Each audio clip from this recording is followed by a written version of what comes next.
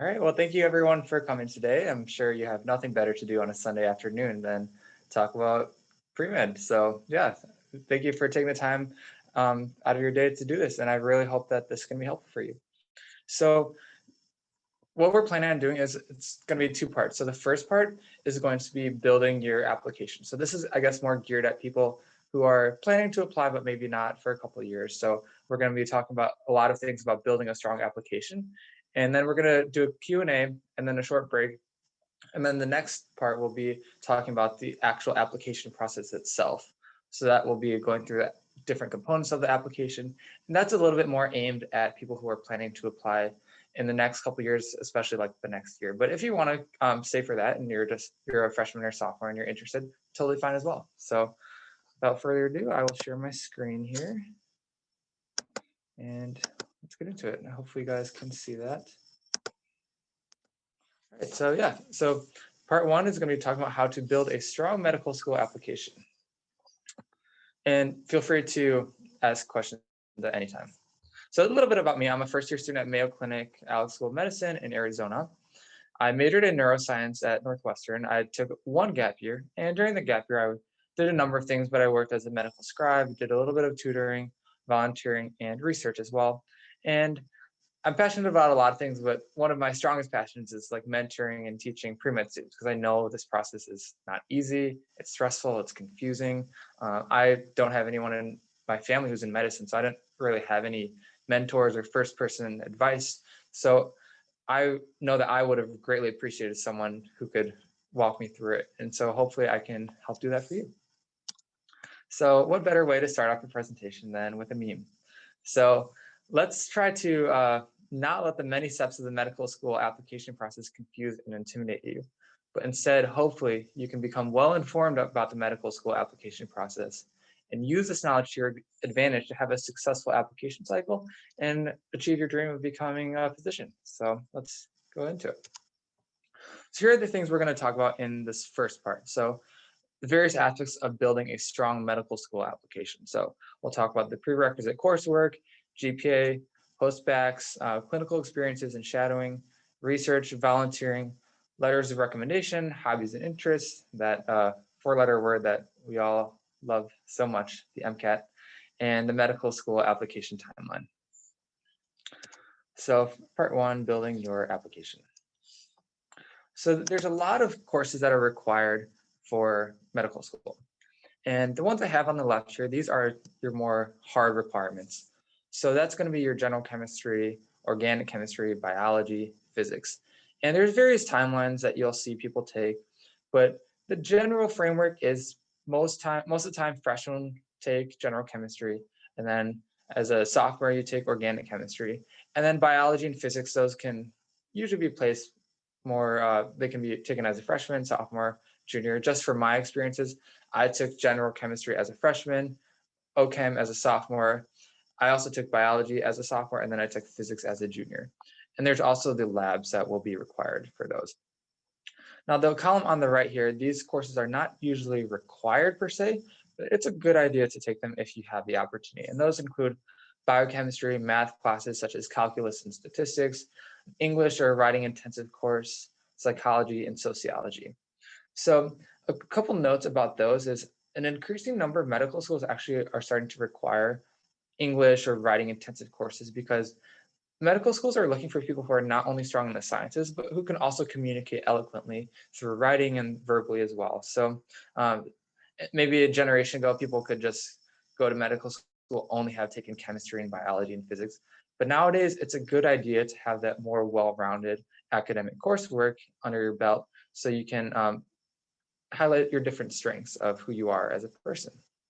And also for psychology and sociology and biochemistry as well, those are parts of the MCAT. And so while they may not be actually required for medical schools, it's definitely a good idea to take those because you're going to see it on the MCAT, and having taken a course in it is going to come in handy. And we'll talk a lot more about the MCAT towards the end of this part one session.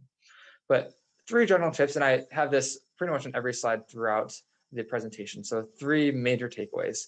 So tip number 1, keep your GPAs high. And the CGPA is your cumulative GPA, and the SGPA is your science GPA. And this really goes without saying, but the better you do academically, the stronger an applicant you are, all else being equal. So do whatever you can to keep those as high as you can. And we'll talk about more about that soon. So when in doubt, always check the school's website. So while these are the general courses required for medical schools as a whole, sometimes schools will have specific requirements. Like some, for example, may require biochemistry, others may require psychology. So if you're unsure, always, and this is just a general rule, always check the school's website. And if you can't find it, email the admissions office, call the admissions office, because it would be absolutely horrible to have this dream school you want to go to and you have everything ready to go, but then you realize you never took an English course, so you can't apply there. So always check the school website.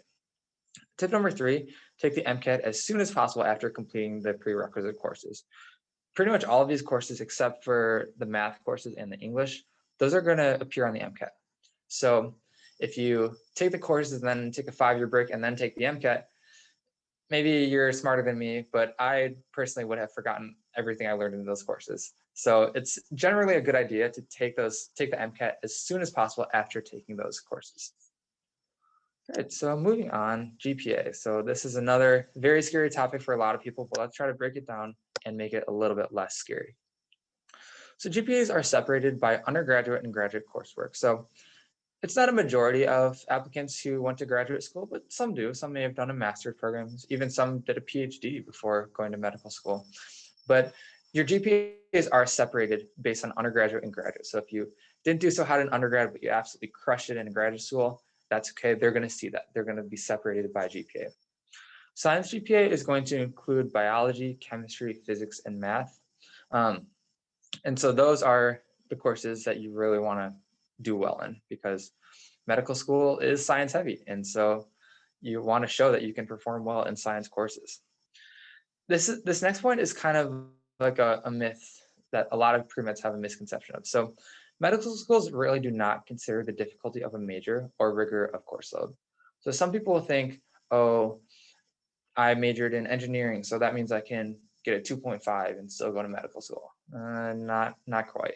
And other times people will say, oh, I took a really heavy course load. I took 20 credit hours. Medical schools are going to see that and they'll be okay with my 1.8. Probably not. So they really don't care that much about how hard your major is or how hard your course load for a particular semester is. That being said, there is probably a little bit of wiggle room with if you're taking in a really hard major like biomedical engineering, chemical engineering, one of these notoriously difficult majors.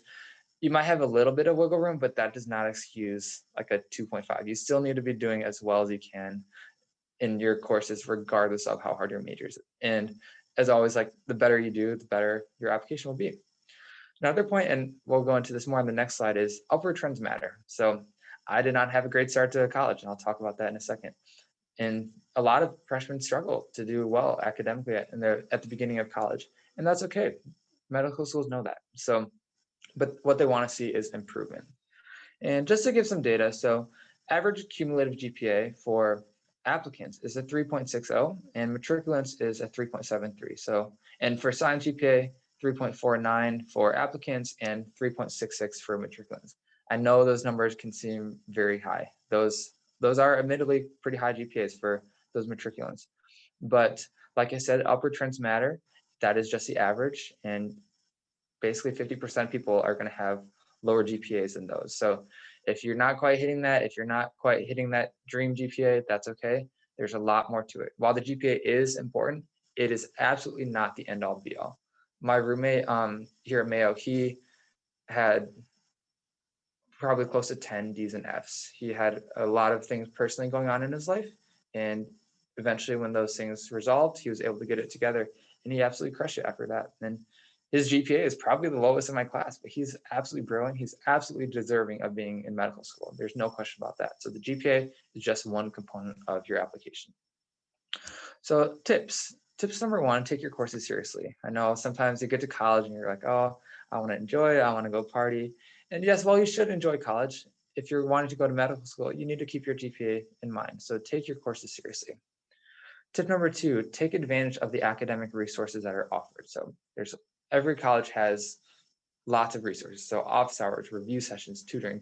take advantage of those, especially if they're free. Like you don't lose anything if you go to office hours. And not only can office hours help you learn the material better and get your questions answered, it can also be a good way to build relationships with professors, and that can be good for letters of recommendation later on.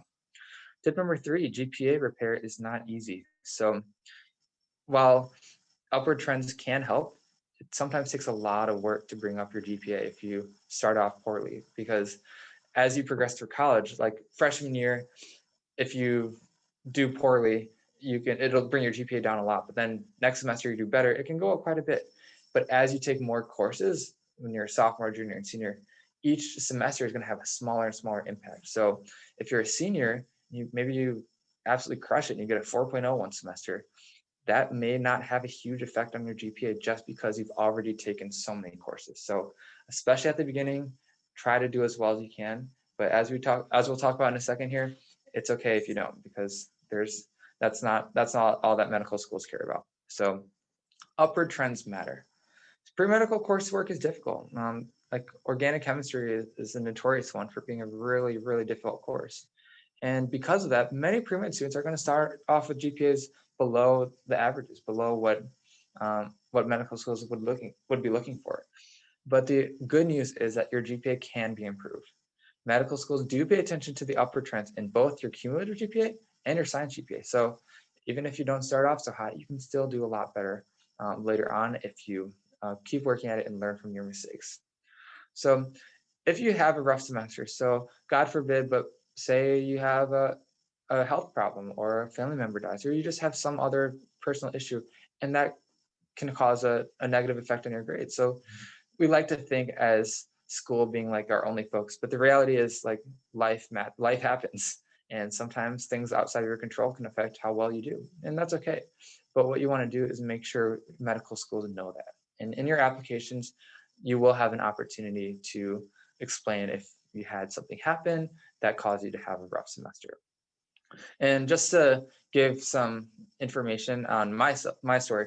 So my first quarter of college, Northwestern's on the quarter system, not so hot. So there's my numbers right there. I started off with a cumulative GPA of 3.17, science GPA of 2.46.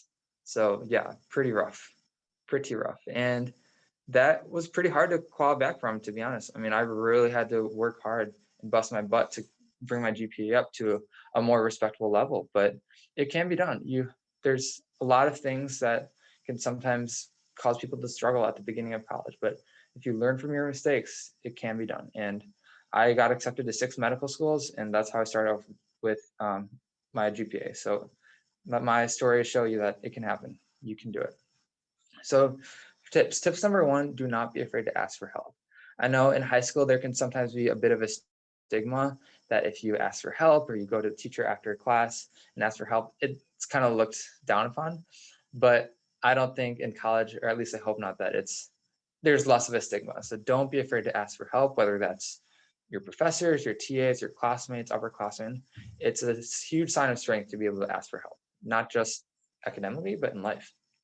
Tip number 2, learn from your mistakes. So say you didn't do well in a class and you have to retake it. Make sure you learn from your mistakes. Try to figure out, okay, why didn't I do well the first time? What can I do better? So always be thinking like, how can I improve? Try to have that growth mindset where you're always looking to improve and become more efficient, more effective, and just always be looking for ways to improve. Tip number 3, show that you can perform well in upper level science courses. So if you're a non-science major, sometimes those pre-med courses are the only science classes you take in college. But the majority of pre-meds, and I'm guessing the majority of you guys are majoring in some science field, chemistry, biology, neuroscience, something like that. And so you're not only taking the courses that I list here, so you're going to be taking those upper level classes. And if you can do well in those, that shows medical schools that you can handle these tough science courses. So even if you don't do so hot in those weed out classes at the beginning of college, you can do well later on, and medical schools will pay attention to that. Next, I want to talk a little bit about building your application in the context of post-baccalaureate coursework. So what are these post-bac programs? These are 1 to 3-year programs that can be completed after an undergraduate degree. So maybe someone majored in history and then they they're in the workforce for a few years and then they decide they want to go to medical school, but they don't have the coursework. They never took chemistry. They never took biology. So these programs are designed for people like that, and they have other goals as well. So these programs can be aimed at people fulfilling the pre-med coursework requirements. So for example, someone who never took pre-med courses and now they need to go back and get those courses done. They can also be done to enhance your academic record. So maybe someone just didn't do so great in college and they want to go back and improve their GPA. So these courses can help you with that. They can also help people who change careers. So for example, my roommate, he's 30 years old and he worked many jobs before coming to medical school. So he had to go back to college and take those pre-med courses. They can also help people with MCAT preparation. So there's courses specifically designed for people preparing for the MCAT. And also another note is that some programs can be affiliated with medical schools and they may offer application benefits. So maybe if you hit a certain GPA in this post-bac program, you get a guaranteed interview at their medical school. Or I have heard of a few where if you hit a certain milestone or if you meet a certain requirement, they like automatically accept you. So it's like a guaranteed acceptance. But definitely want to do your research into those. And moving on to the tips, there's a lot of these programs out there and all of them are going to be different in subtle ways. So do your research, find what's best for you, both financially, academically, and try to find the best fit. And a good way of finding that best fit is talking with your pre-med advisor, because they're likely going to be more experienced and be familiar with some of these programs. And so they might be able to tell you, this is a really good one you should look into, or this one's not so great, probably don't apply to that one. And the last one I have about post-bac programs, these programs can be tough, but the good news is that if you do well in these programs, it can be a huge application boost. At some of these programs, you're going to be taking classes with the actual medical students. So you're like in the same courses, you take the same tests and everything. So it can be challenging, but if you do well, that shows medical schools that you can handle the rigor of medical school. That is post-bac coursework. Moving on to clinical experiences and shadowing. So there's a lot of ways to build clinical experience. So you can work a clinical job. You can be a CNA, an EMT, a medical scribe, medical assistant, clinical research. I worked as a medical scribe. Another one I should add to that list is an RN. So some people work as a nurse and then they decide they want to go to medical school. So there's lots of different ways you can get clinical employment. And I guess that's a little bit easier to do if you're taking a gap year, because it's kind of tough to hold down even a part-time job during college. So it can be done. I know people have done it, but if full-time especially is very difficult in college, and probably I would recommend keeping your academics as your priority and then trying to fit in employment elsewhere. But you don't have to be employed. There's other ways you can get clinical experience. And one way is volunteering. So you can volunteer at a hospital, at a community clinic, a nursing home, a hospice. So I volunteered at a hospital, nursing home, hospice. So they're all really good ways to expose yourself to that medical field. Another good way is shadowing. So good way to do this is utilize your network. So like I said before, I don't have anyone in my family who's in medicine, but maybe you have a family friend, or maybe your parents are doctors, or maybe you just know people who are in the medical field. Use that network to find shadowing opportunities, because it can be really tough. Another good thing to do is aim for multiple specialties. So it looks a lot better if you have a more diverse perspective of medicine than if you shadowed a pediatric dermatologist for 100 hours. So you want to get a good perspective and making sure you're seeing different sides of medicine, because each specialty is going to be different and have its own unique qualities. So it's good to have that broad perspective and see as many as you can. Another good thing to do is take good notes. And we'll talk about this a little bit more in the applying to medical school session, but taking good notes and writing down any notable experiences or how you felt or something interesting that happened, that can really help you later on and when you are actually writing your application. This is something that I did not do. I did not take fantastic notes when I was shadowing. And when I actually applied for medical school, I really wish I would have taken good notes, because that would have been very helpful when the application asks you, tell me about an interesting thing that happened once while you were shadowing. And if I had taken good notes, that may have been a little bit easier to write. So some general tips about shadowing. And I'll also talk about virtual shadowing in a second here. So I would recommend aiming for 200 total clinical hours before submitting your application. So that means the sum of your clinical employment plus your clinical volunteering, plus your shadowing. If you can hit 200 for the total of those before submitting your application, you're in a great position. You may ask, oh, I'm only at 195. Am I going to get rejected from all medical schools? No. But 200 hours is a very good number to aim for. If you can get more than that, even better. If you're not quite there, that's okay. And I know this cycle's pretty crazy with COVID and having everything shut down, but aiming for 200, I think, is a good goal. Tip number 2. So some people will ask, like, how do I know if something's clinical or not? Is this non-clinical volunteering? Is this clinical volunteering? So a good rule of thumb is if you can smell the patients, it's clinical. If you're close enough to touch and see the patients and smell them, it's clinical. However, this cycle is a little different because of COVID. Not many people are able to find like shadowing and volunteering right now. If you are, that's amazing. And there's a lot of people who are jealous, but it can be tough to find in-person things right now. So virtual shadowing is a good way to go. While it's not quite the same as in-person shadowing, it's definitely better than nothing. And medical schools are going to be lenient for the next couple cycles, I think. They're going to realize that COVID shut pretty much everything down. And so they will understand that opportunities are limited. So virtual shadowing is a really good thing to do if you have the opportunity. Tip number 3, kind of talked about this before, but use a journal to record impactful experiences. This is not only for clinical experiences and shadowing, really for anything. If you're, maybe you're involved in a particular hobby or club, and if you have something interesting that happened to you, it really impacted you, write it down. Take even just 2 minutes to reflect on it and put it in a journal or have a Google Doc or whatever, and that can really help you later on. Moving on to research. So research has become a soft requirement for medical school. No medical school will tell you that we require research, but there's this thing called MSAR. We'll talk a little bit about that later. But basically, this is a database that you can look at very detailed statistics for each individual medical school. And you can see what percent of medical students had clinical employment, what percent of medical students at that school had volunteering, what percent of medical students at that school had research. And while the school may not say research is a requirement, but if you look on MSAR and see that 90% of students at that school have research, probably a good idea to try to get some research. So it's good to look at MSAR to try to get a good picture of how important research is to certain medical schools. In general, any type of research is good, even if it's non-STEM related. So maybe you have a good opportunity in history or ethics or anything else, that's good. But STEM related is usually the best. The big picture goal of research is to develop a good understanding of the investigative process. How do you develop a question? How do you go about answering it? How do you analyze the results?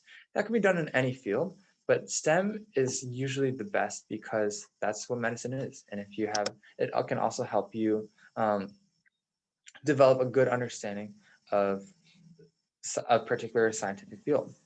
So I just received a question that said, would you recommend clinical research more than STEM research?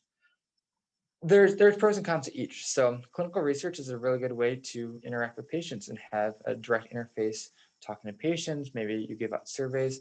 And STEM research is usually going to be more bench research. So that might mean you go to a lab and you do Western blots or PCR, various things.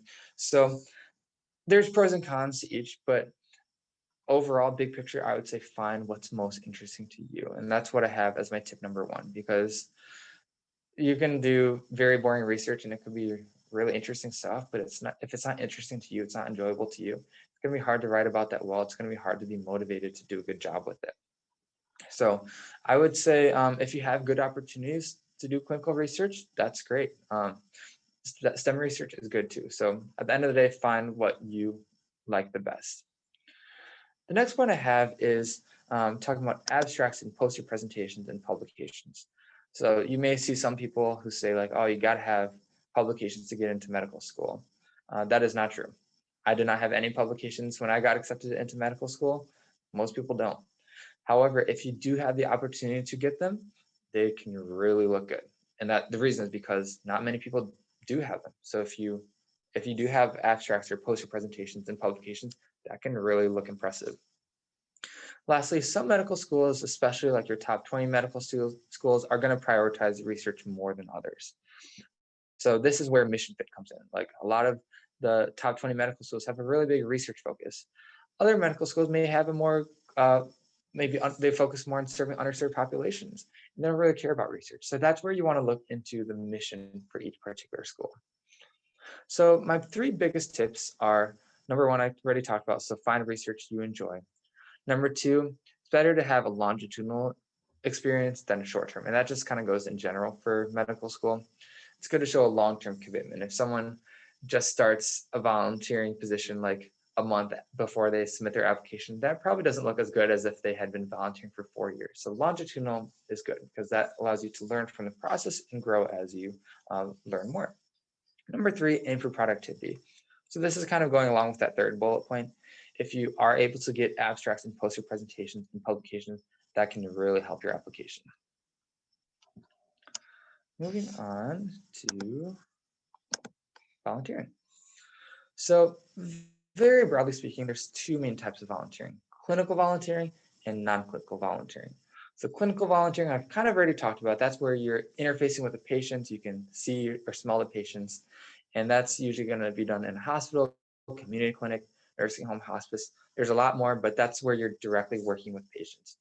And then there's non-clinical volunteering as well. So that's where you're still serving for a good cause, but you may not be working with patients per se. So that may be at a homeless shelter, an after school program, a community program. Maybe you tutor underserved students at a local elementary school.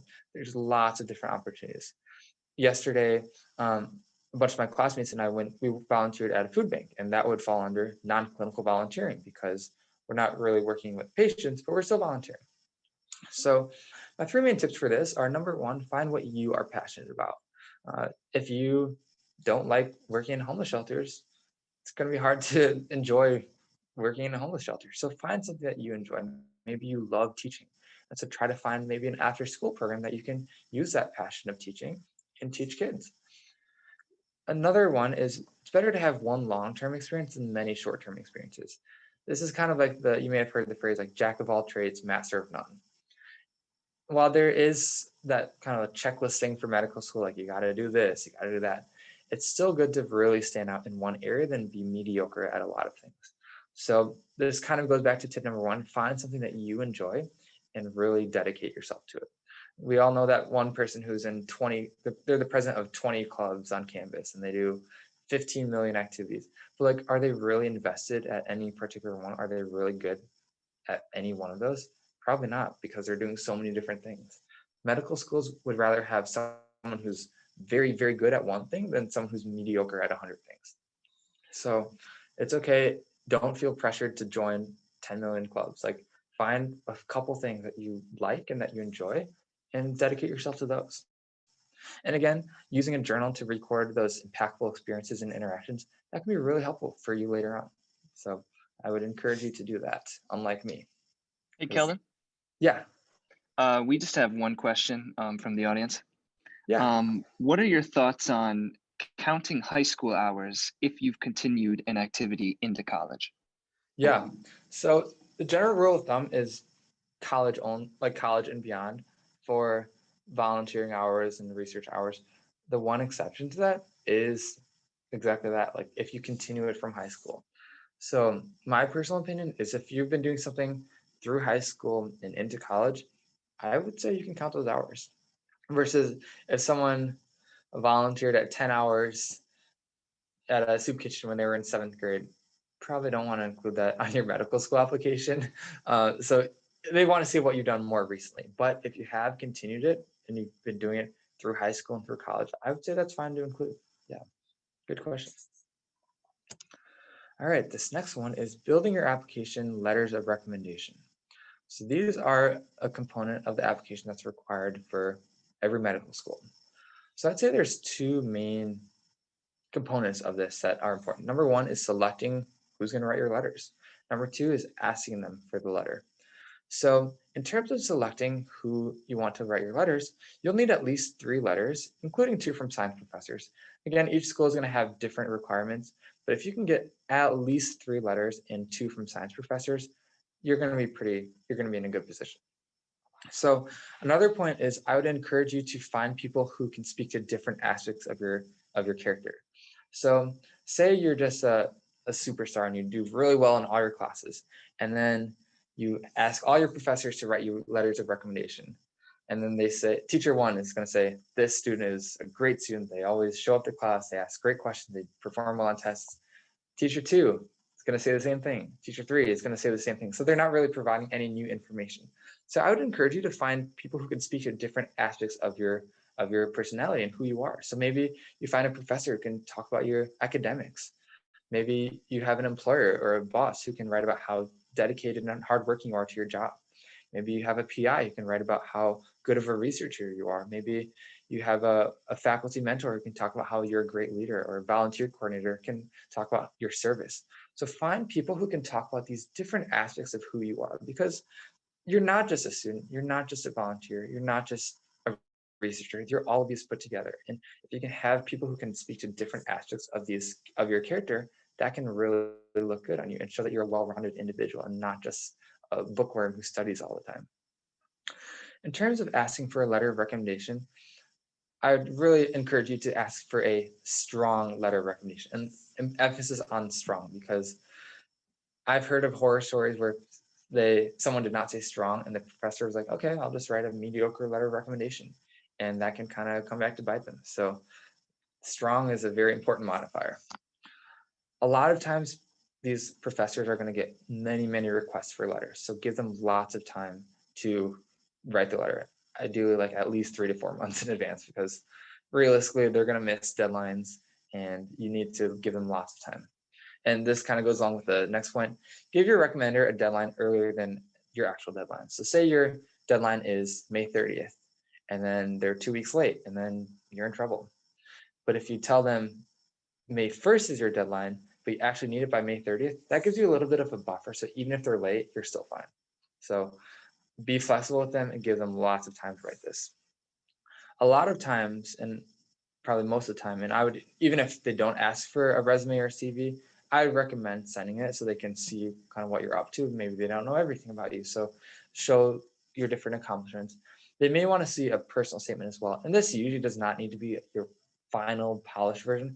Even just an outline or a draft would be fine, but they're going to be writing about why you would be a great doctor, and so sending them your personal statement so they can see why you want to become a doctor, that would be helpful.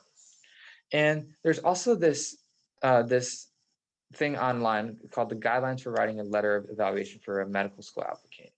That is a good thing to look into, because the AAMC has these various competencies of what makes a strong medical school student. And it's basically like different talking points. And if you give them these guidelines, it can kind of help your writer guide how they frame the letter. So in terms of tips, I would say number one, invest in these longitudinal relationships with faculty and mentors. So if you first introduce yourself to a professor 2 weeks before you need a letter, that's going to appear kind of desperate, disingenuous, and they're going to be able to read through like what you're doing. But if you've known a professor for a long time, say you've been going to office hours since freshman year, now you're a junior or senior applying, they've known you for a long time. They've probably seen you grow. They know a lot about you, not just as a student, but as a person too. So these longitudinal, long-term relationships, that can really help you, help them write a strong letter. Be proactive and start early. Kind of going along with that, don't wait until you're about to apply to medical school to start getting to know your professors. So start early, like invest in these from an early time.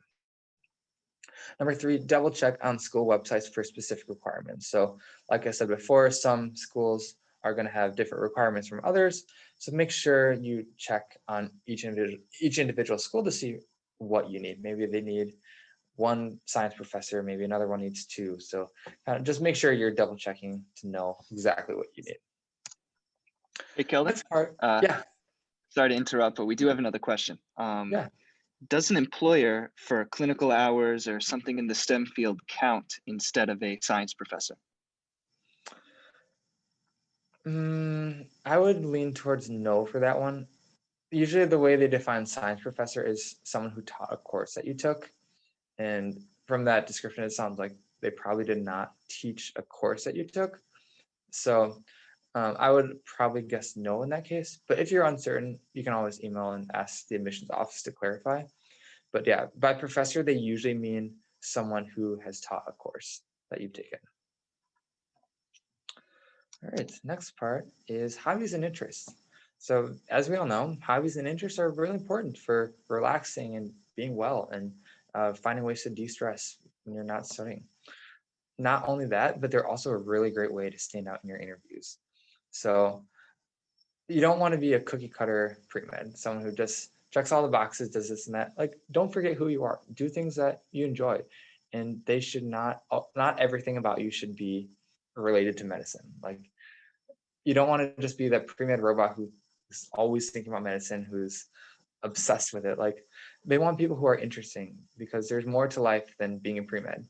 And so if you enjoy reading or sports or making board games or traveling, keep doing those things. Of course, you want to still prioritize your academics and do well, but try your best to find time to do those things. And I know sometimes it can be hard to do that when you have exams coming up, finals week, all these deadlines. But when you have the opportunity, I really encourage you to continue pursuing those passions outside of medicine. Like I say here, not everything on your application needs to be or should be related to medicine, and you are more than a pre-med. So don't be defined by the pre-med experience. So tip number one, do not abandon your hobbies and interests. Tip number two, this is an important one. Don't pursue a hobby or interest just because you think it'll make you look good up to medical schools. I've heard people ask, like, what's a hobby I should get into to impress medical schools? I would say the hobby that you enjoy, that you are genuinely passionate about. So don't try to do things just because you want to look good in medical schools. Do something you actually enjoy. Tip number three, you can and should include at least one hobby or interest on your application. So on the medical school application, there's literally a category where you can choose hobbies or interests. And that is your opportunity to tell people, yeah, I'm really into tennis. I've been on the club tennis team for 3 years. I'm really into traveling. I always love to travel. So that is a really good way to show that you're not just a pre-med robot, you're an actual person with actual interests. So don't feel bad about doing those things and don't feel bad about including them on your application. All right, this Keldon, next, yeah, before we get into the big one, we actually have two more questions related to the professors, if that's okay. yeah, absolutely.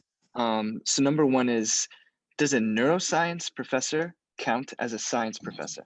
Yeah, there's a really big guide on um, you can go, it's like how to categorize classes. So the main categories that you're going to see, I think I have them all the way on here. So the main course, like the very broad categories, it's going to be like biology, chemistry, physics, and math. But there's a guide on the WMC website that shows you how to categorize like more specific classes. Like maybe you take an animal biology class, like what does that count as? Maybe you took a biochemistry class, like does that count as biology? Does that count as chemistry? Maybe you took a neuroscience class, and this guide will tell you how to include all of those things. But yeah, neuroscience would definitely count. It's under biology. I majored in neuroscience, so it definitely counts as science, and that would be totally fine to include. Sweet. And then we just have one more. So based on what you said previously, does that also mean that a professor who serves as a research mentor, but whose course you did not take, would not count as a science professor? That one, yeah, I would lean towards probably not a science professor, but that still would be a really good one to include. Um, yeah, if you are doing research and you have a PI, that would be absolutely a good one to include, even if they're not technically your professor. They could speak to other aspects of who you are, like how good you are in the lab, how good you are at following these very complicated protocols, how curious you are. So even if they're not technically your professor, a PI would absolutely be a great one to include. Okay, thank you. Sure. All right. Next one, the MCAT. So everyone's favorite test. So a little bit about the MCAT. So there's four sections, and they're scored from 118 to 132. So it's like really weird. People outside medicine often get really confused, like why it's scored like this. But basically, they do that so the median is set at 500. Like 500 is 50th percentile, and so Total score ranges from a 472 to a 528. So 472, if you miss every single question on the test, which is not going to happen, you would get a 472. And then a perfect score is 528. In terms of averages, so the average applicant score is about a 506.4, and these are for MD schools. The average matriculant score is about a 511.5. So you notice that the average person applying has about a 68 percentile score, whereas the average person who gets accepted, that's what's meant by matriculant, the average matriculant has an 83rd percentile score.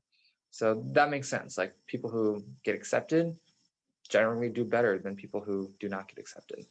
So of course you want to aim as high as you can. The better you do on the MCAT, the better your chances will be at really any school. So the MSAR, that's what I'm talking about here in tip number 1. I talked about it a little bit before, but that is a very, very useful tool for determining how to choose a goal score. So a lot of times school websites will say, here was our average MCAT score for the incoming class of 2020. But the MSAR actually breaks that down into much more specific scores. So they will tell you the 50th percentile, the 10th percentile, the 25th percentile, 75th, and 90th. So you can really get a good idea of what is a competitive score at any given medical school. Another very, very important tip is do not underestimate the MCAT. It is the hardest test you will have taken up to this point, and it is a beast. Just to be completely honest, like it is a beast. So do not underestimate it. Don't think you can just study for a week and pull off a good score. If you are, that's incredible and you're going to save the world someday, but that's not me. Most people require a lot of time to study and do well on the MCAT. So do not underestimate it. Tip number 3, don't wait until the last minute to take the MCAT. So build in time for a retake or postponement. So I've helped probably around 20 to 25 students kind of create an MCAT study timeline. And I would say about 40 to 50% of them end up postponing it because they're just not ready in time. So be prepared and give yourself time to postpone it or retake it. And so I would generally recommend aiming to take the MCAT in the fall or winter. So that way, if you need to postpone it, you can take it in the spring and you're fine. But if you aim to take it 2 weeks before you want to submit your application and then, oh crap, I'm not ready, I need to push back my MCAT a month. Well, then you're pushing your application back a month, and we'll talk about that more later, but that's going to hurt your chances. So aim to take it early and build in time to retake it or postpone it if you absolutely need to. So what all is on the MCAT? So the MCAT is, the reason it's so difficult is because it covers so many courses. So it includes Gen Chem, OChem, genetics, molecular biology, physiology, cell biology, biochemistry, physics, psychology, sociology, and maybe a little bit of statistics. So these are like the first 2 to 3 years of a lot of your college courses. It's a lot of material. The good news is that it's not as in detail as your courses. So if you say, for example, you're really good at physiology, like that was your favorite course, you just killed it in physiology, MCAT's physiology section is probably not going to feel too bad for you because it's not as detailed. You don't have to know the stuff as deeply as in your undergrad courses. And this pie chart is kind of a basic diagram of how much the different sections are on the MCAT. So you may be seeing that big red one, CARS. What is CARS? So the CARS stands for Critical Analysis and Reasoning Skills. You can think of this as the SAT or ACT reading section on steroids. So this one, you actually do not require any outside knowledge. It's just like you read these passages and answer questions based on the passage. And for myself and for a lot of people who majored in STEM, you usually have pretty good experience in chemistry and biology because you took a lot of those courses. But someone who's an English major or a history major who did a lot of reading of difficult passages, they're probably going to do better at CARS. So for myself, CARS was my biggest weakness when studying for the MCAT. And so make sure you plan for that accordingly.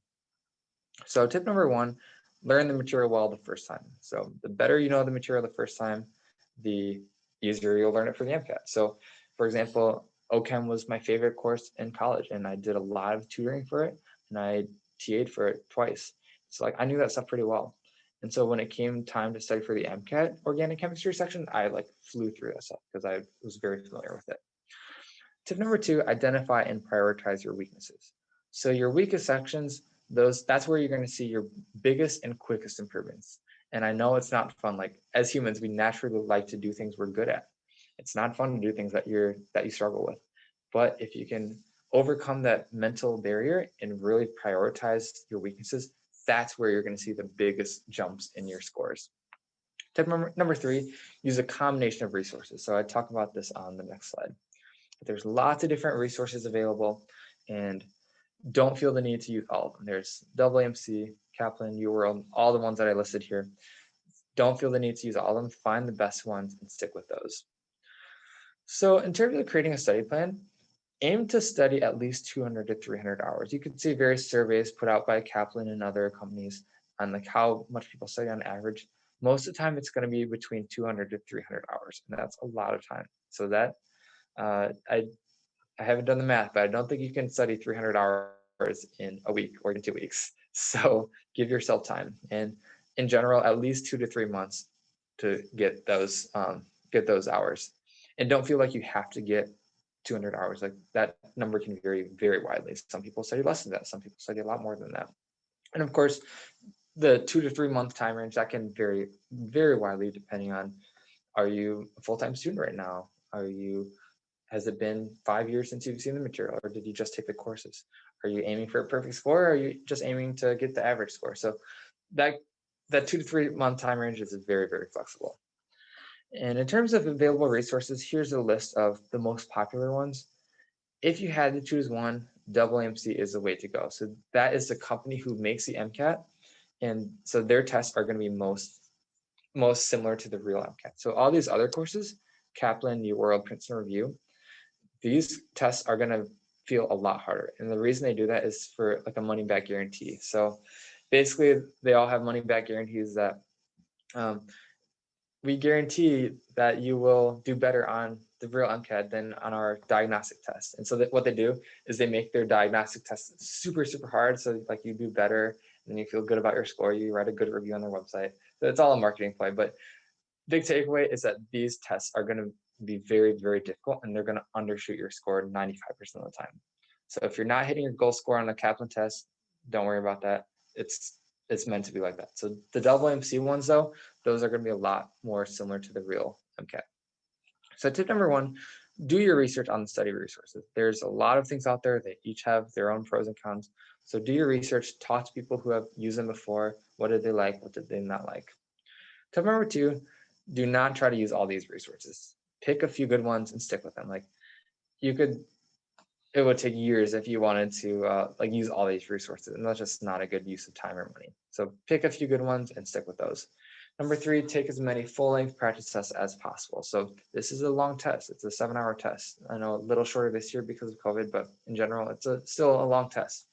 And that takes endurance. I remember the first time I took my first practice test, I was brain dead like halfway through. I just was not trained to stay focused for that long. But it's like training for a marathon. You're not going to be able to do it the first time. You have to build up to it. And the way you do that is with lots of practice tests.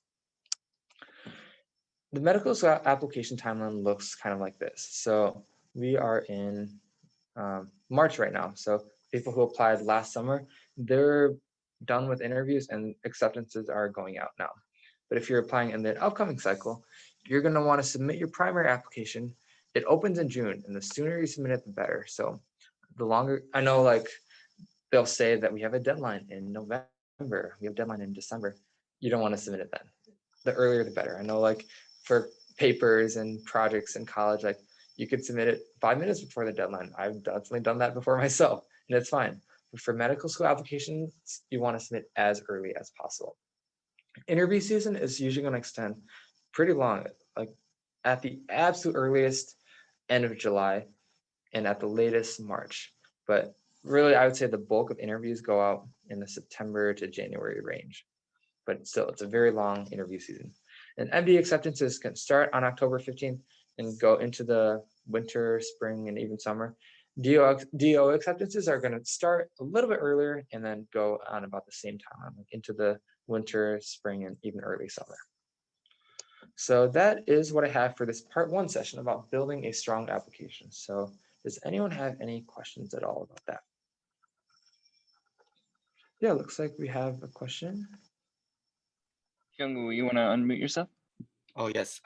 Thank you for your presentation. I actually have several questions, but if nobody's unmuting him or herself, or I think I can ask. So the first question I had was, in terms of like professors, did you like, just to clarify, did you say two times professors who taught you in a classroom setting, or at least one?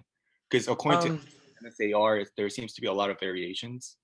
Yeah, that's usually going to be a school specific thing. Like some schools will require one professor, some will require two. So I would say like if you can get two, that should be like a safer option to have more kind of as a backup. Yeah. Do you think that like having a professor whom you like who's a PI but like gave you a credit like for the class, would that be? Yeah, I think you could argue that that would be a professor if you technically got credit for the research. I know there's like research for credit courses. You could make a good argument for that, I would say. So I would say just to be safe, probably email the particular school's like admissions office just to confirm, just to be safe. But I think that could work. Yeah. Okay, thank you. My second question was, in terms of research, do you think that before you go into medical school, like you should be like ready to like perform specific skills that you learn in the research setting, or like you just need to be able to talk about those things like during the interview, if you get my question? Um, I have heard of some instances where they ask detailed questions during interviews about your research, but that's not the norm. That does not happen often. You definitely don't really need to know about the exact skills. Like you're probably not going to use those in medical school, to be honest. But I would say the important thing for research is be able to talk about what was the big picture, what's the problem you're investigating, what's the question, how did you go about answering that question. So that is what I would say is the important thing about research. Okay, thank you. I have one more question, but other people could ask first before I go. Okay. Yeah, looks like we have a couple. I also have a couple messages here. So I got a question. What are your opinions on taking a gap semester to study for the MCAT? So I know people who have done that. I think it can be done. And I personally, when I studied for the MCAT, I did it over a summer break. So it can be really good to have less, to have fewer time commitments so you could focus on the MCAT, because it's, like I said, it's a very difficult test. And if you could reduce your other commitments, it would be good. So that's a good option. If you can make it work in terms of your credits and making sure you're meeting all your requirements for your major, it can be done. I know people who have done that. Yeah. Keldon, if you don't mind, if we could just let the people who have their hands raised unmute themselves, if that's okay Yep. with you? Yeah. And then we'll get to the Mehdi, questions after. sure. Mehdi, you want to unmute yourself?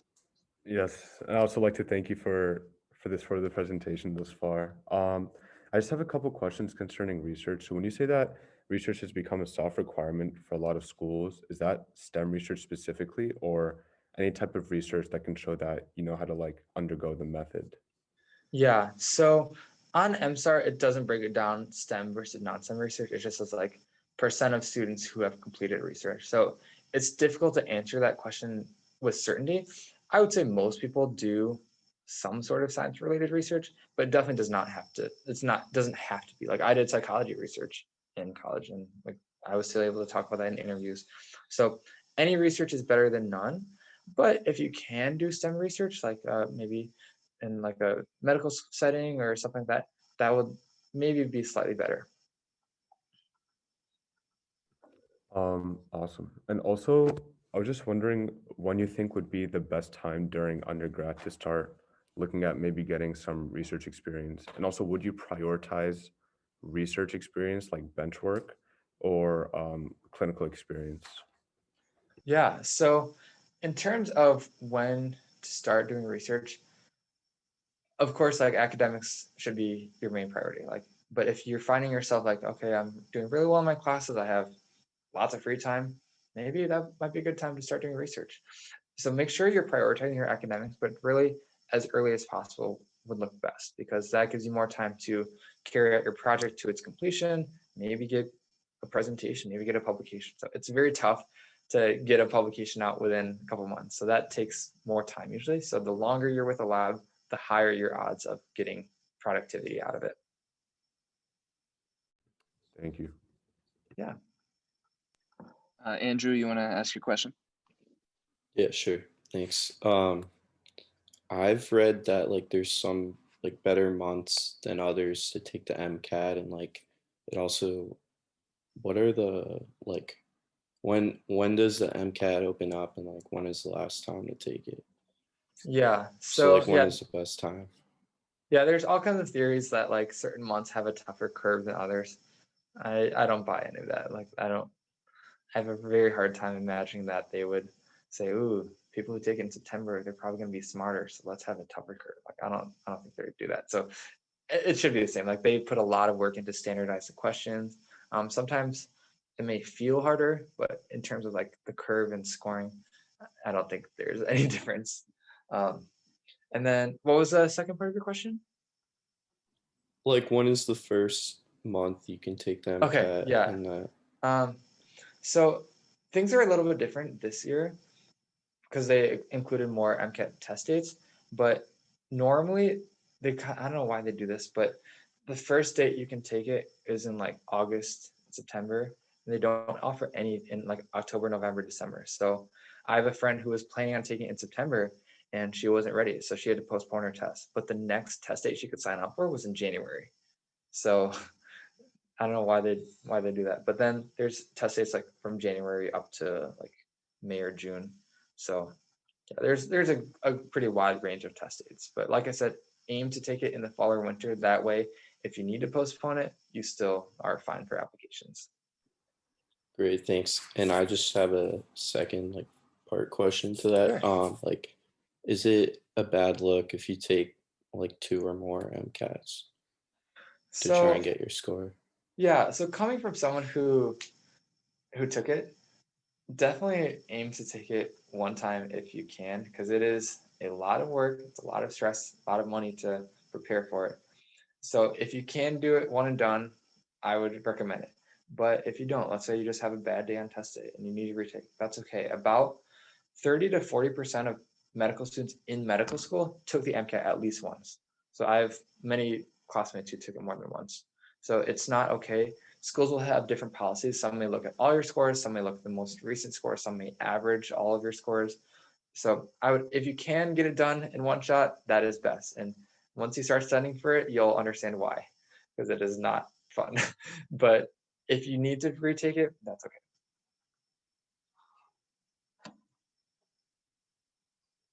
So to continue, I have a very specific question. In terms of community service, like how many hours would you recommend shooting for? Like you mentioned about clinical experience, having more than 200 hours is like sufficient. So what is your take on that? Yeah, that's a good question. I did not have like volunteering was not the strongest part of my application. I think I had about 150 hours for volunteering when I submitted my application. But yeah, I would say if you can get 200, that's fantastic. That's pretty ambitious, I think. But 200 is a pretty lofty goal, but boy, that would look very good. I'd say a more realistic goal is probably like 120, 150, maybe in that range. But there's not really like a hard cutoff for this. I would say just as many as you can without sacrificing like your academics. And my last question is, when admission committees look at the MCAT score, do they focus more on the total or like the subsection, if you get what I mean? The total matters more, I would say. You want to try to keep your scores as focused as possible. So what I mean by that is like you don't want to like do really well in all these sections, but like terribly in another. So try to like do similarly well in all of them. That being said, I know someone who got perfect scores in the chemistry section, the biology section, and the psychology section, and he got a 125, which is like 50th percentile in the car section, and he got into many medical schools. So in general, try to do as well as you can on all the sections, and the total score matters more. Thank you. Yeah, I guess Yeah. this is very challenging for Mehdi, do you have another question? Yeah, sorry. I just another question just came to mind. just concerning, so I still have a number of years before I apply, but I don't know how the world will look in terms of the pandemic, a number of years from now. But do you just see medical schools prioritizing other parts of your application because they won't get as many applicants with in-person experiences like shadowing, volunteering, and interning? Yeah, I think they're just going to be more understanding of the fact that like clinical opportunities this past year have been very, very hard to come by. And so if you don't have as many hours during that time, I think they're going to be more understanding and be more lenient with that. But yeah.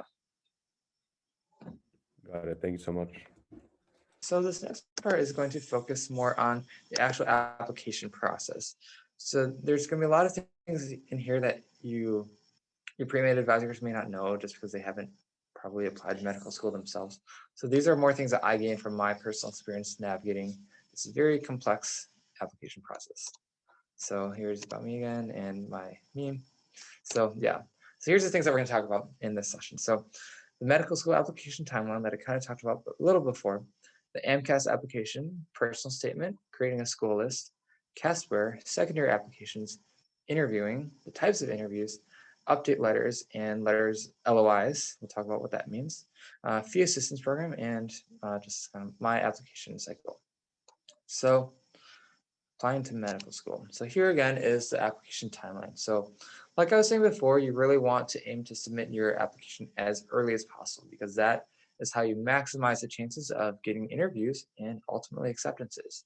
So I have heard of people submitting their application late, and sometimes that can happen for factors outside of their control. I was just talking to an interviewee at my school who had her MCAT delayed because of COVID, and then she had family issues, and she wasn't able to get her secondary applications in until the deadline, but she was still able to get an interview. But if you do want to maximize your chances, I would encourage you to get those applications in as early as possible. And like I said, interviews can go from around August to even into March, and acceptances can be given out for MD anytime after October 15th, for DO anytime from August onwards. All right, talking about the medical school application called AMCAS. So this is, I should add that I only applied to MD schools. This is the MD application. The DO application process has something that's like very, very similar to this. It's basically the same thing. But for MD schools, AMCAS is the American Medical College Application Service, and you may hear this referred to as the primary application.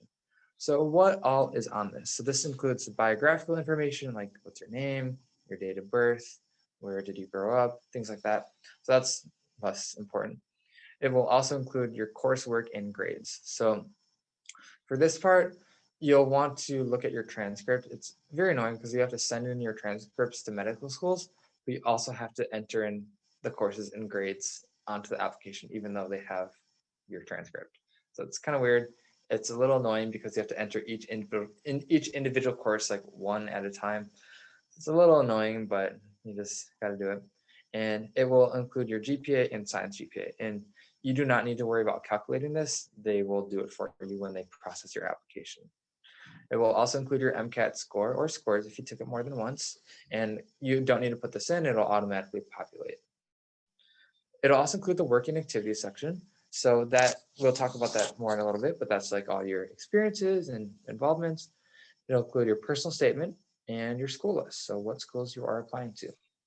So tip number one is submit it as early as possible without sacrificing quality. So if you find that you keep going between like how to phrase one sentence, you're probably at the point that you're ready to submit. Versus if you're submitting a personal statement draft, you want to make sure it's polished before you submit. So submit it as early as possible with the stipulation that it's high quality.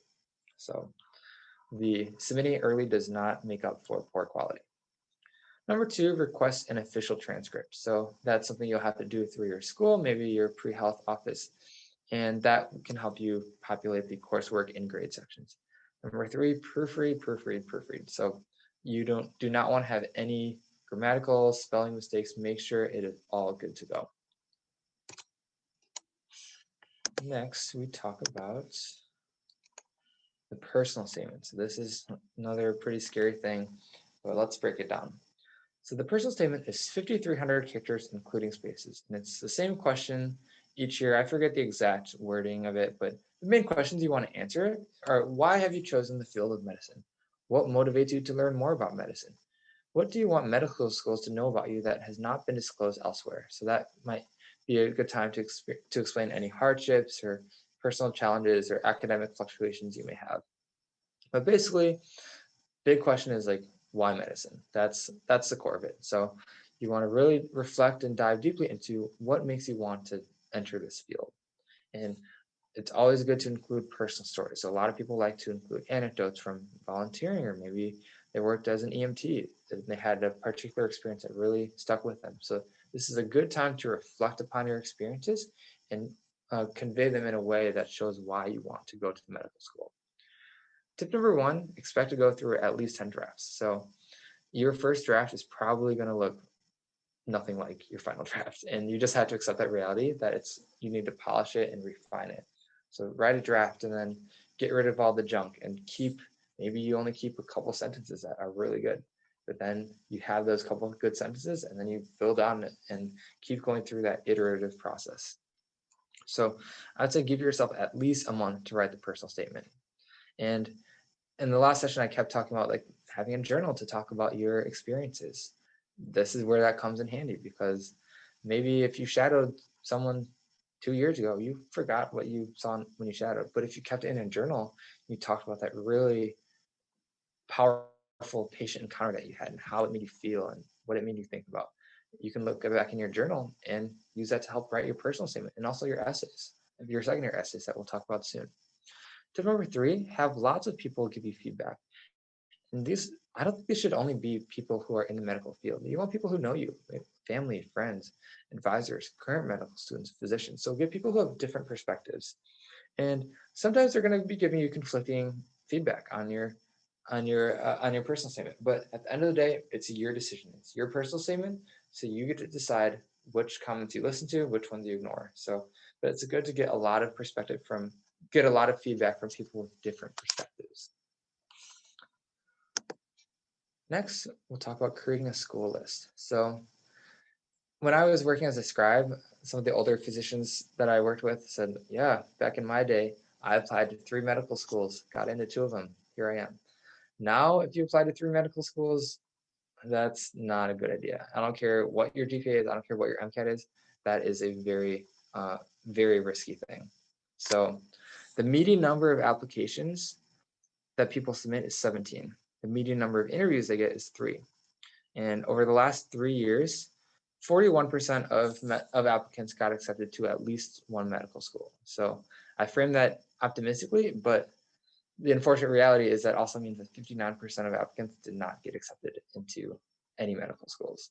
So because of that, it's good to apply to a lot. You want to have apply broadly is what they will say. So apply to many medical schools. And just a disclaimer about this fourth bullet point is there's lots of other important factors, but if you had to pick the 3 most important, it's going to be MCAT, GPA, and mission fit. And I know that sucks because there's a lot more to you than the MCAT and GPA, but the reality is those are very important. So those are what you should be looking for when you make a school list. If you Google this thing called SDN War Score, it's a good way to gauge how competitive of an applicant you are. So this is a tool that takes into account your academics, but also your leadership, your volunteering, your research, your personal story to a degree. So it's a good way of getting a good glimpse at how strong of an applicant you are. So what it does is it gives you a number, and based on the number that you get, it tells you you should apply to this number of reach schools. You should apply to this number of mid-tier schools. You should apply to this number of low-tier schools. So it's a good way to see kind of objectively how strong of an applicant you are. That being said, it's inherently subjective and it is not perfect. It's just a good idea for getting a ballpark estimate. But no tool is going to be perfect. No tool, no online calculator thing can tell your whole story. So it's just good for getting a ballpark estimate. And Finally, a well-constructed school list is essential, and I mean essential to a successful application cycle. If you, I don't care, like I said, I don't care how strong of an applicant you are. If you only apply to Harvard and Stanford, or you just don't have a good school list, you're gonna have a hard time because there is no guaranteed acceptance anywhere. I don't care who you are. So, and that's what I have as my tip number 3. Avoid applying too ambitiously because just for me, like I go to Mayo and I applied to 32 schools, got into 6 of them. So there's a lot of schools that are quote unquote like lower ranked than Mayo that I did not get accepted to or even get interviews at. So there's no guarantee. So tip number 1, buy an MSTAR subscription. That's what I keep talking about. It's about $30, $35 a year, but it's very, very useful for making a school list. So this is a very good investment. Tip number 2, there's no such thing as a safety school. So there were schools that I thought, oh, for sure, I'll definitely get an interview. I'll definitely get an acceptance. Did not get either. And schools like Mayo, like I thought, like there's no way that I'm going to get into Mayo, and I did. So there's no such thing as a safety school. Yes, some schools are going to have lower stats than others. Yes, some might seem easier statistically to get into, but there's no guarantees. I know applying to colleges, you can like count on certain acceptances for like your safety schools. Medical school, that's not a thing. So there's no such thing as a safety school. Next is this thing called Casper. So this is relatively new. I think this year will be the 4th year that it's been out. It's not the most popular thing among pre-med students, but basically it's a thing that tests personal competencies, conflict resolution, and interpersonal problem solving. So it's a computer-based exam. It's required by about 44 medical MD schools and 9 DO schools, and that number is increasing each year. So basically the structure of it is it's a all computer-based exam, and you can do it from your own laptop. So you don't need to go into a testing center like you do for the MCAT. But you watch a short video, and then you have 5 minutes to answer 3 related prompts. So it's not multiple choice, it's all free response. So it's kind of different from the MCAT in that regard. And it's a little weird because you never see your score, and it's still unclear how much weight the Casper holds in medical school admissions. So a number of schools, medical schools require it, but it's still unclear like how much importance they give it. So I would say just like do your best on it, get it over with, but don't stress about it too much. So the website that you can go to is takecasper.com, and there's a practice on it. It's the same exact format as the real thing, and there's like tips and more information about the test. Tip number 2, take it as early as possible. It's not something you need to stress over. It takes, I think, about 2 hours total to take. Also, another thing is like there's gonna be tutoring, like things that you can pay for to take a Casper course. Like don't waste your money. I don't think it's that important. But even though it's a computer-based exam and you can take it from your own home, they only offer it on certain days. And sometimes medical schools will not give interviews until you have a Casper score. So if you procrastinate and you don't take your Casper score, that could be holding you up from getting an interview. So I'd recommend just take it as early as possible, get it out of the way, then you don't have to worry about it anymore. And on the website, there's the list of all the medical schools that require Casper. And so make sure your Casper score gets sent to those appropriate schools. And on the website, it shows you how to do all of that. Next part is the secondary applications. And this is, in my opinion, the most labor intensive part of the application process, aside from maybe like taking the pre-med courses and like the MCAT. But as far as the application process itself, this is like by far the most work. So what is the secondary application? So the primary application that we've already talked about, that's analogous to the common app, like when you apply to colleges. It's one application, you submit it to every school. You don't have to tailor it to each school. Like all your schools get the same thing. The secondary applications, that's where it gets specific for each school. So after schools receive your primary application, they will then send you a secondary application. And that's going to have 2 to 4 essays usually based on that school. So some common ones that you're going to see for those are like diversity, challenge, why our school, gap year, and the anything else question. So these are essay prompts like the school chooses, and usually it's the same from year to year.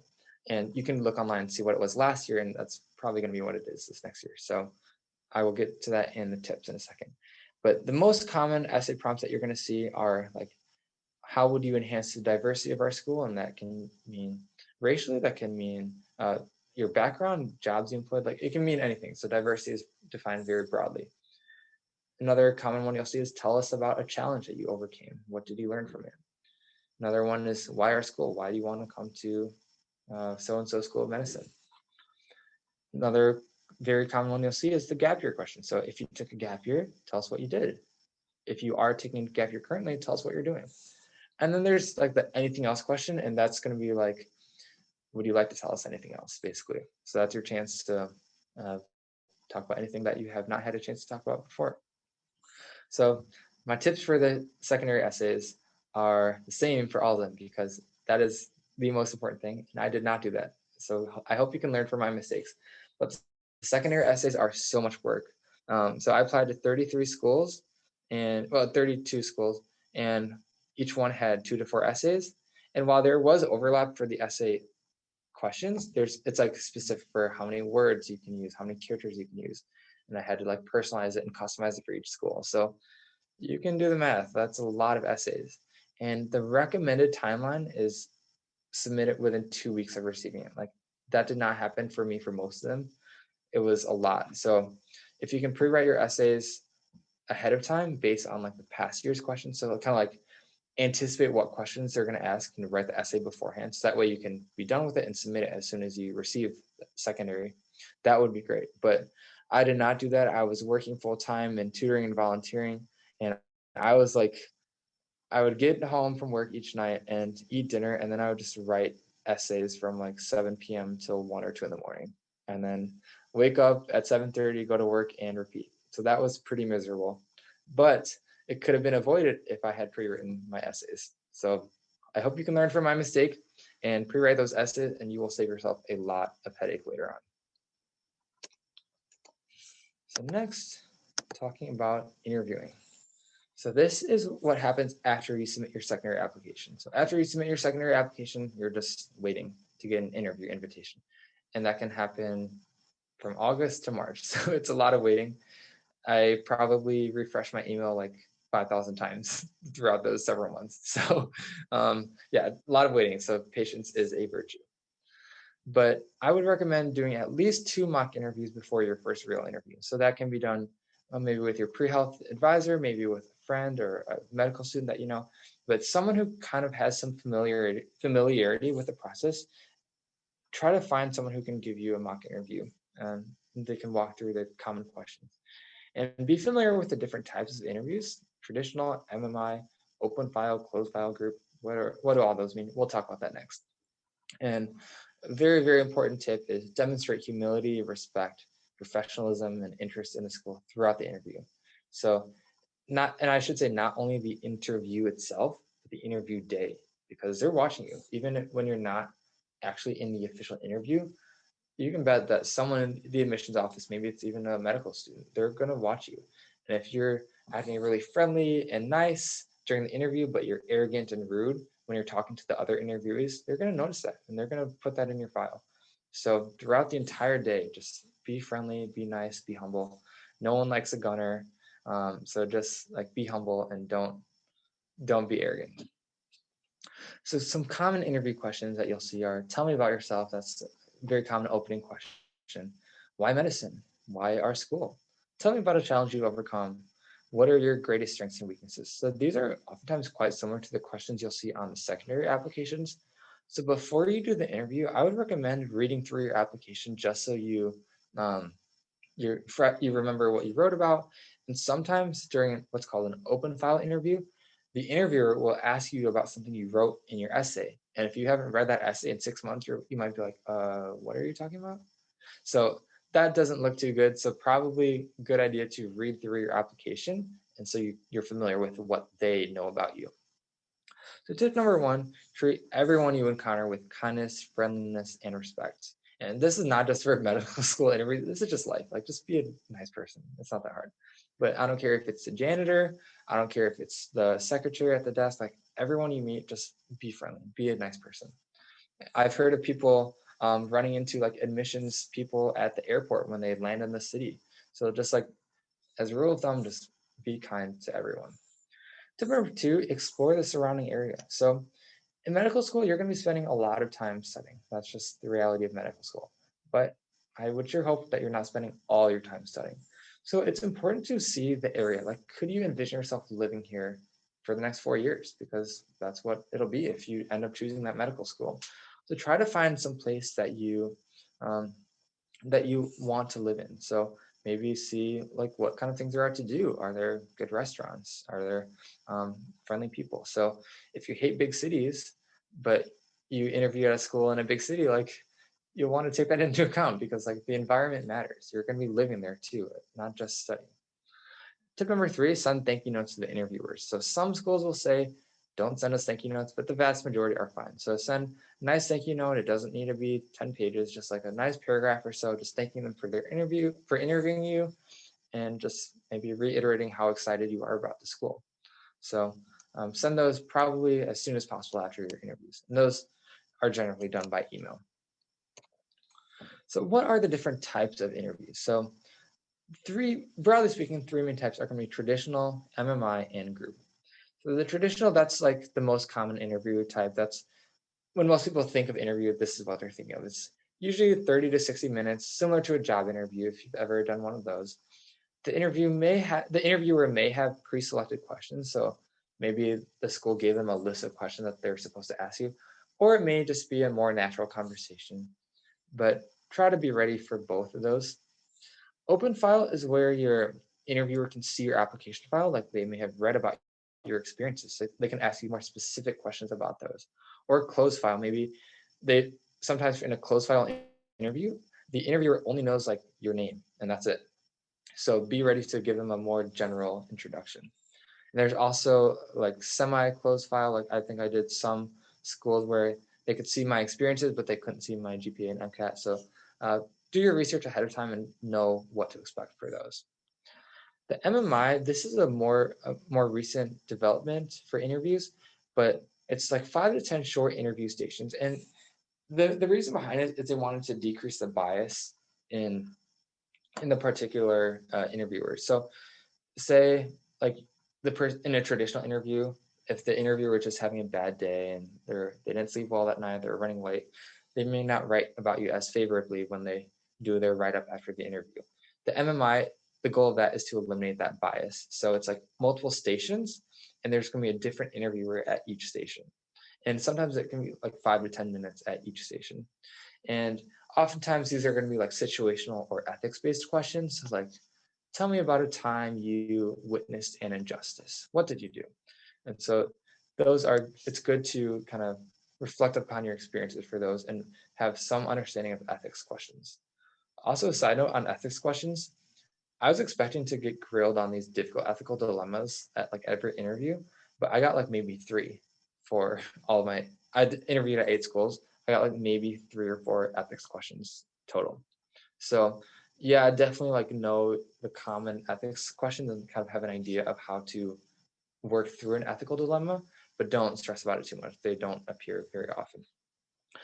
The group interview, that's pretty common. I only had that at one school, but that's where you're interviewed alongside 1 or more interviewees, and you might be asked to perform an activity. Like one person might be seeing a picture and they have to describe it verbally to the other person. They have to draw the picture. So there's like different activities. I didn't get to do any fun activities like that, unfortunately, but these are not very common. But definitely do your research beforehand to try to figure out what type of interview it is. And that's my tip number 1. Tip number 2, look online for each school's common interview questions. So sometimes schools will have a specific question that they ask. And that actually got me an easy question at my very first interview. So I interviewed at a school, and the night before I was doing some last minute prep, and I saw online that they typically ask like the classic Jehovah's Witness question. So if someone refuses a blood transfusion, but they need it to survive, what do you do? And so I'm like, oh, they seem to ask this question a lot. And so what I did is I prepared for that question. I developed like a well-formulated, good response to that question. And then the next day at my interview, sure enough, I got that exact question. And I was able to answer it well because I had prepared for it. So definitely try to find out what questions they ask. Tip number 3, be yourself. That's probably the most important. Just don't try to be someone you're not. Don't be arrogant. Don't try to flex all your different clubs and awards and accomplishments. Just like be humble, like humility goes a long way, and be yourself. Like the point of the interview is to see how well you fit at the school. Like, could you be a student at the school? The fact that you're getting an interview, if you're getting an interview at a medical school, they know that you're confident. They know that you can survive academically at the school. They just want to pick people who would mesh well in the class.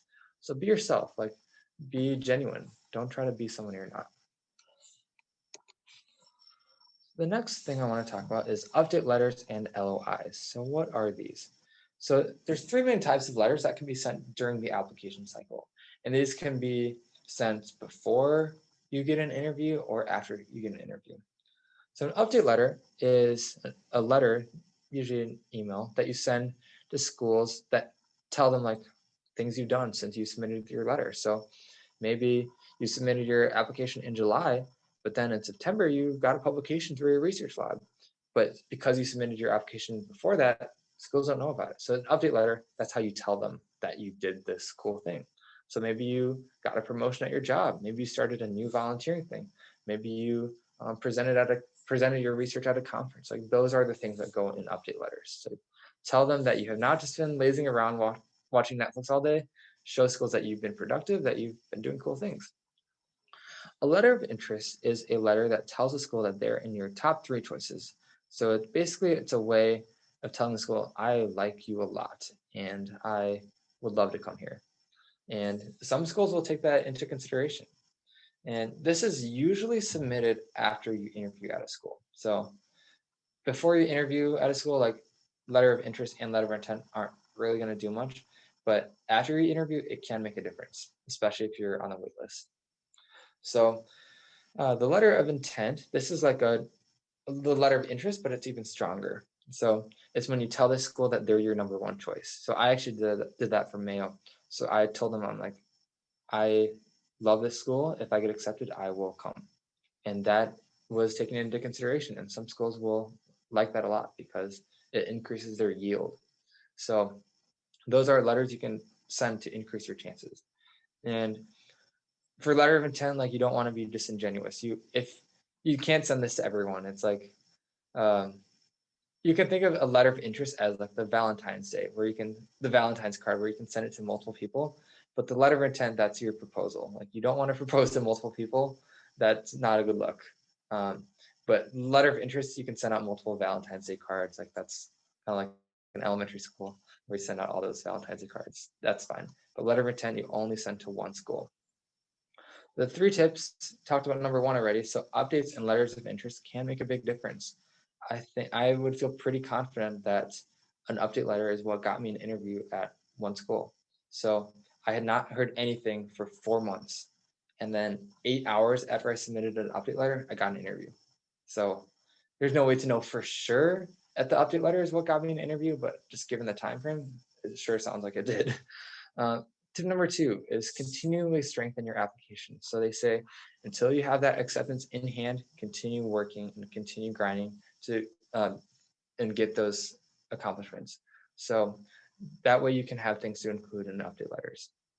And tip number 3, if you're waitlisted at a school, send a letter of interest or even a letter of intent if you feel that strongly about it, because that can really increase your chances. This next part is about the fee assistance program. So this is a program put out by the AAMC. It's basically a financial aid program for qualifying applicants based on family income. So pretty much everything I've talked about so far, the MCAT, the primary application, the secondary application, those all cost money. It sucks, they're expensive, it's a lot of money, but there is help available, and the main way is through this fee assistance program. So if you meet the requirements, you can get a reduced MCAT registration fee. You can get a waived MSAR subscription fee. You can get a waiver for your primary and secondary applications. So this is a really good way to save a lot of money on the application process. So I would definitely recommend looking into this program and seeing if you could qualify, because applying to medical school is a very expensive process.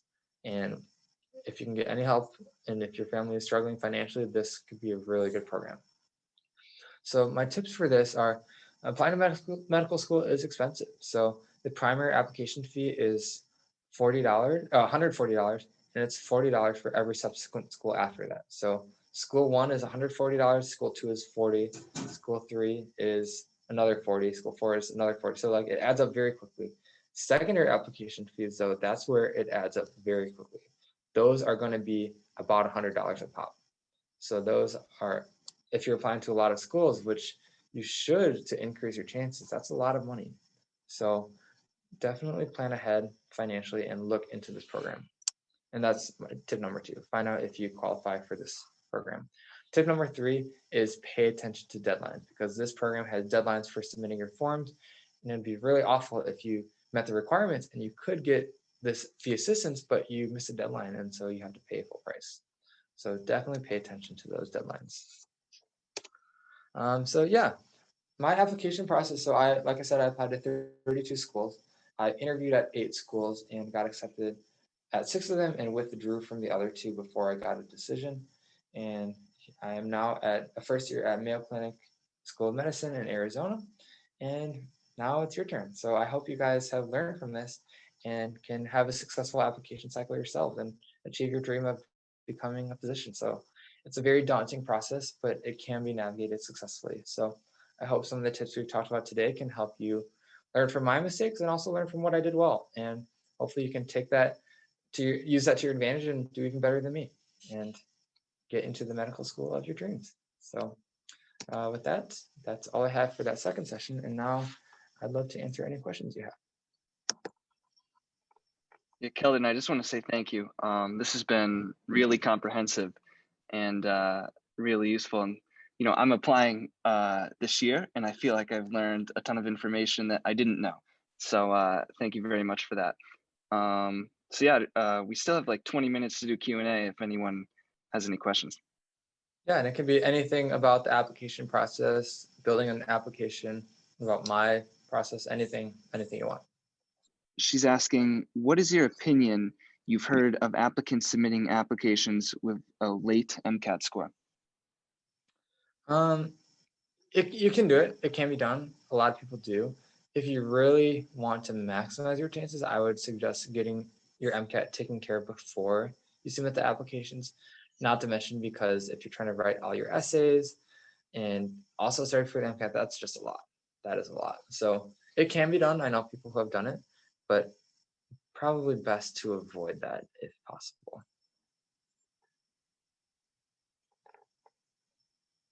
I'm muted, but I have another question. Would a general update about a clinical gap year job be something to include in an update letter, or is it mainly used for awards, publications, etc.? Yeah, you could talk about a clinical job. I would recommend trying to keep it to novel information. So if the school already knows about your clinical job, it doesn't really provide them new information to tell them about it. But maybe you got a promotion, or maybe you got moved to a different department and you like it and you want to talk about it. That's fine. So it doesn't need to only be awards and publications. It could really be anything you want, but try to keep it relevant to things that are novel to the medical school and things that make you appear in a better light.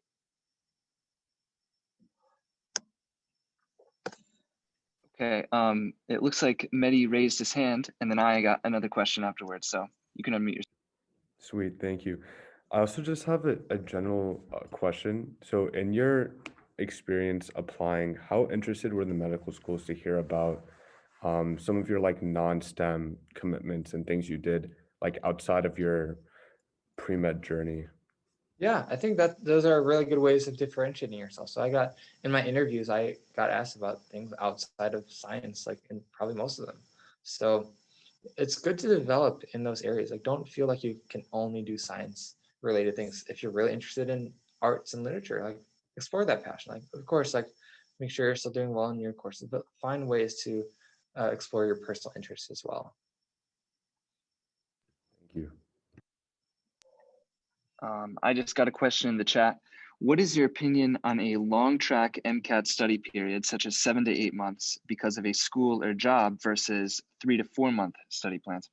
Yeah, great question. So in the students that I've tutored, I haven't really tutored them, but like mentored for the MCAT, I see 2 main approaches. So the first approach is kind of what I talked about, and that's where you don't have many obligations, like maybe it's summer break, or you take a gap semester and you're just focusing on MCAT. That's usually like 2 to 3 months.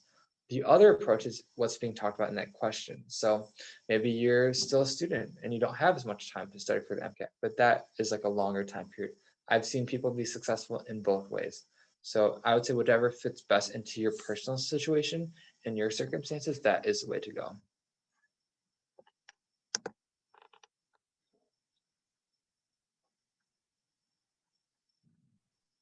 Sweet. So I'm good here. Oh, here's one. Do you have any recommendations for applying to gap year opportunities? Yeah, so this one, okay. So a tip that I've heard, I think is at a Case Western admissions presentation that they told me this, but you do not have to do something in medicine. Like you can do something clinical. I did something clinical because that was a weakness in my application and I wanted to improve upon that. You don't have to do something like, I know people who did like teaching or like a fellowship or different like non-clinical jobs. But the recommendation that Case Western gave me is to keep your foot in medicine in some way. Even if you're not working full time in medicine, like continue clinical volunteering or do something related to medicine. So stay involved in medicine somehow.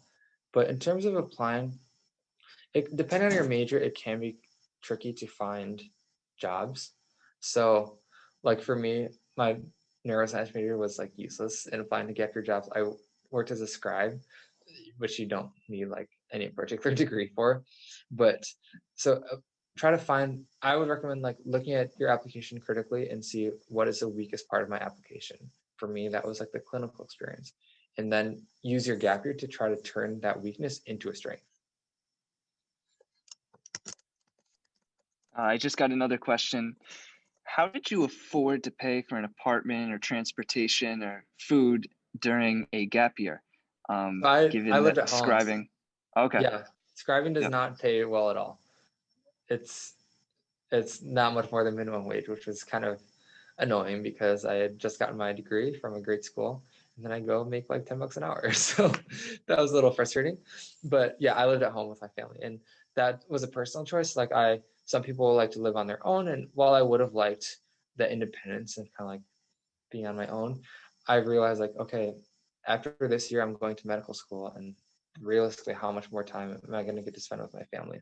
And so I decided to live at home because it would save a lot of money and because I wanted to spend time with my family. Thank you, Keldon.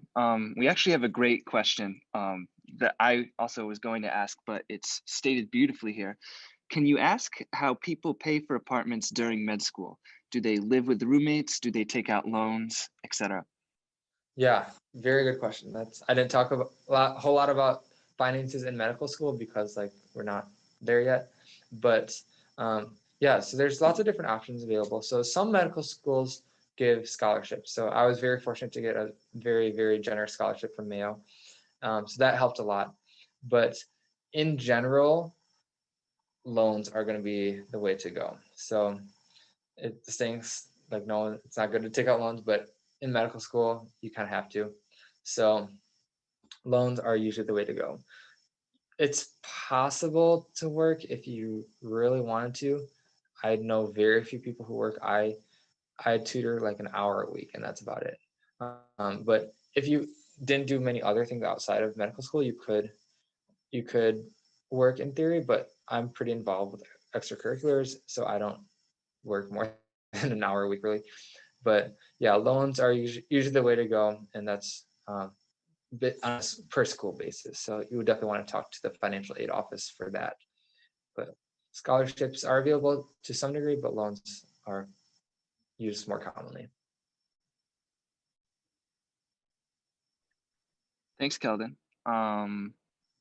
So I guess we can wrap up early if no one else has any other questions. But we'll leave the mic open for like one more minute and see if anyone asks anything else. But otherwise, I think we should be all set. So again, thank you for taking 2 hours away from studying for medical school. We really appreciate it. Yeah, I'm so glad it's been helpful. You guys are more than welcome to reach out at any time. I put my email up in the chat a little bit earlier, but yeah, I hope, I know I would have benefited from something like this when I was applying, but I hope you guys can learn from what I did well and what I didn't do so well. So I wish you guys all the best of luck in applying, and can't wait to see the next generation of doctors someday.